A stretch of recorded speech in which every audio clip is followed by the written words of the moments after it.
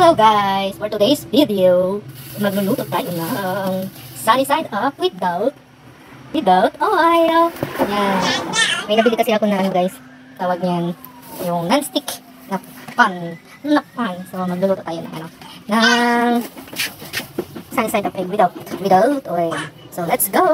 Ito natin yung apoy. Hayaan muna natin siyang uminit bago natin ilagay ang itlog. Nalabas sana ako magano. I-try ko yung init ng araw. So next time na lang kasi yan, try natin siya uminit. Tapos saka natin pahinaan para naman na. Yan, mainit na yung ating pan.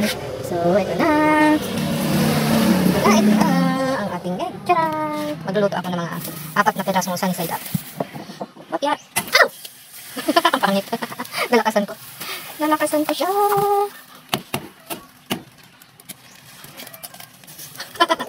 Di ba bro? Sana? Ano ba yan? Naging scrambled tuloy. Sige, scrambled na lang natin. Sunny side up sana gusto ko eh. Ching. Lagyan natin ng asin. Kunting paminta. Ching. Nagbubuo na aking paminta. Iwan na lang. And then, ito na siya. Ching.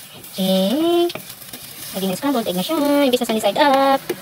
Okay, without ice yan guys. Without oil yan siya guys. Without oil siya. So, yan siya. Pinahinaan ko na yung apoy. Yan. So, ilagay ko na siya guys dito sa ating plato. Don't shoot. Yan. See? Hindi siya, may konting dikit pero hindi ko masusunod na ano. Yan. Tcharan!